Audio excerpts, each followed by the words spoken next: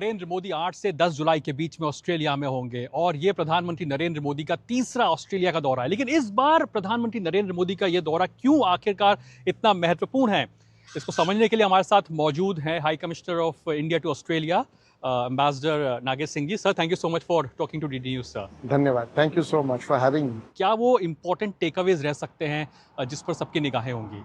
देखिए, ये तीसरा एनुअल लीडर्स समिट जो हम बोलते हैं वो है भारत और ऑस्ट्रेलिया के बीच में। ये जो एनुअल लीडर्स समिट का जो ये सिस्टम है, ये हमारा कई देशों के साथ नहीं है, बहुत कम देशों के साथ है, तो वो अपने आप में एक बड़ी महत्वपूर्ण बात है।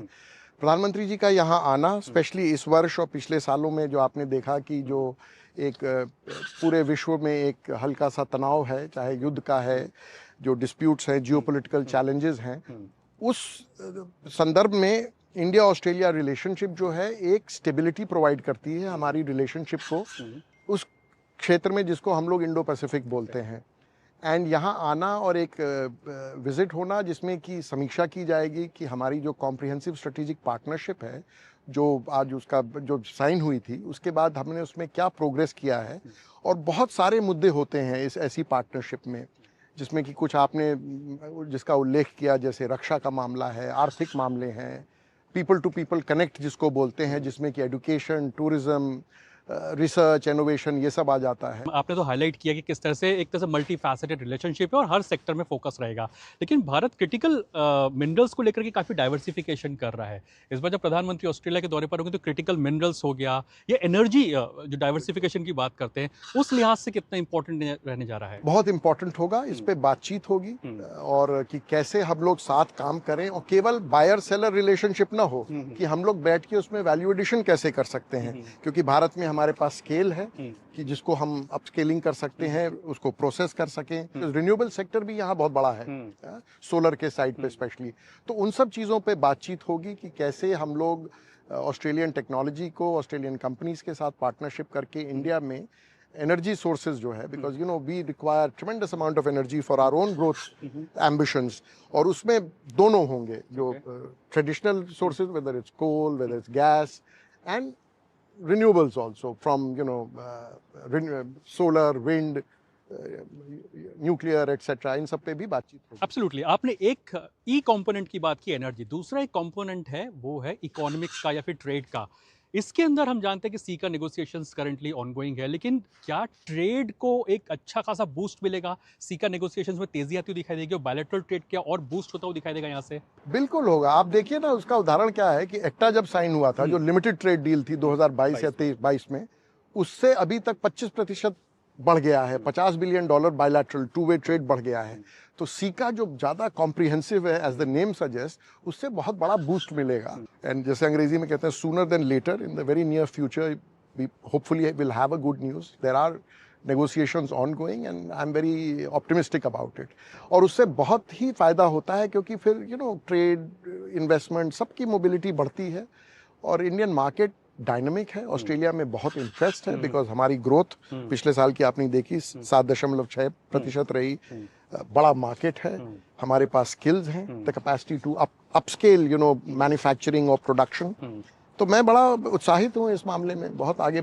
आपने दो वर्ड का इस्तेमाल किया, मोबिलिटी का, स्किल का, जो मुझे ले जाता है अगले सवाल पर, जो कि है एजुकेशन रिलेटेड। हम जानते हैं कि लगभग 1.5 लाख के आसपास बच्चे पढ़ते हैं जो कि इंडियंस हैं। इनफैक्ट डेकन यूनिवर्सिटी इंडिया में स्टैब्लिश है फिजिकली, एंड कई यूनिवर्सिटी आ भी रही है। तो एजुकेशन के मोर्चे पर क्या मान के चले कि और ईज होता हुआ दिखाई देगा, यूनिवर्सिटीज और स्टैब्लिश होती हुई दिखाई देंगी? शिक्षा जो है सबसे एक बहुत ही बड़ा पिलर है हमारी बायलैटरल रिलेशंस में। डीकन का आपने नाम लिया, 6 और यूनिवर्सिटीज़ हैं जिनको परमिशन मिल गई है और who are in the process of setting up campuses in places like Bangalore, Noida and other places. उसमें कुछ बहुत ही प्रतिष्ठित, जैसे ऑस्ट्रेलिया की सबसे प्रतिष्ठित यूनिवर्सिटी जो number 1 university of New South Wales है, वो शायद बेंगलोर में अपना कैंपस खोल रहे हैं। एजुकेशन में जानते हैं केवल स्टूडेंट्स का आदान प्रदान नहीं है, हम लोग उसके बियॉन्ड देख रहे हैं, जिसमें जॉइंट रिसर्च है, पार्टनरशिप्स हैं, फैकल्टी एक्सचेंजेस हैं। अब एक इम्पॉर्टेंट पॉइंट आता है, वो है इंडियन डायस्पोरा हमारा। मुझे याद है हम 2014 में भी आए थे जब प्रधानमंत्री नरेंद्र मोदी की ऑस्ट्रेलिया विजिट थी। उस समय पर स्पेसिफिक स्पेशल ट्रेन्स चलाई गई थी जो कि मेलबर्न से लेकर के सिडनी तक थी उनके डायस्पोरा के लिए। लेकिन इस बार मेलबर्न के अंदर ये इंडियन कम्युनिटी का इवेंट है। 2023 में तो इनफैक्ट ऑस्ट्रेलियन प्राइम मिनिस्टर कहते हैं कि ही इज़ द बॉस। तो इस बार कितना एक्साइटमेंट है आपको लगता है जहाँ तक इंडियन कम्युनिटी की बात आती है? बहुत एक्साइटमेंट है। देखिए, और जो विक्टोरिया स्टेट है जहाँ मेलबर्न जिसकी राजधानी है, सबसे ज़्यादा भारतीय मूल के लोग यहाँ रहते हैं, तो बड़ा उत्साह है। और उस कॉन्टेक्स्ट में Victoria becomes very important and Melbourne become, because सबसे बड़ा समूह भारतीय समुदाय का इस राज्य में है और पर्टिकुलरली मेलबर्न में है। और यहाँ का जो नेतृत्व है ऑस्ट्रेलिया का, ये बड़ा वेलकमिंग है, हमसे, हमारे समुदाय से बड़ा जुड़ा हुआ है और बड़ी अप्रिसिएशन है of the contributions of the Indian community. और बहुत देखिएगा, एक भव्य हर्षोल्लास का वातावरण होगा। आपने हर्षोल्लास की बात की, एक्साइटमेंट की बात की, मैं क्रिकेट को लेकर के सवाल जरूर पूछना चाहूंगा बिकॉज मेलबर्न क्रिकेट ग्राउंड जाना जाता है। इनफैक्ट 2014 में भी prime minister Modi Melbourne cricket ground में गए थे। लेकिन इस बार जब प्राइम मिनिस्टर मोदी मेलबर्न में आ रहे हैं तो स्पोर्ट्स पार्टनरशिप को लेकर के, स्पोर्ट्स में कैसे कोलैबोरेशन कर सके दोनों देश, इसको लेकर के हम क्या एक्सपेक्ट कर सकते हैं बिग टेक अवेज? तो उसमें भी एक द्विपक्षीय बातचीत चल रही है, एक रोड मैप वगैरह अनाउंस करने की बातचीत चल रही है, तो होपफुली वो भी हो जाएगा। और प्रधानमंत्री के कार्यक्रम में एक कार्यक्रम है फिर से एमसीजी में, जिसमें भी स्पोर्ट्स रिलेटेड है, उसमें भी कुछ अनाउंसमेंट्स होंगी।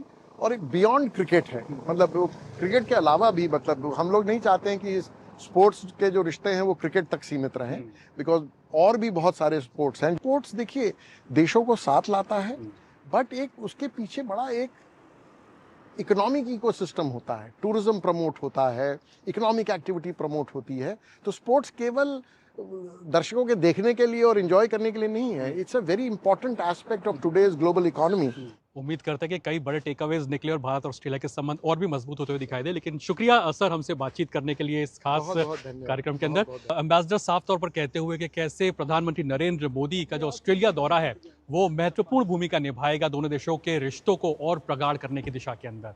कैमरा पर्सन मोहित के साथ अरुण शर्मा, दूरदर्शन न्यूज, मेलबर्न।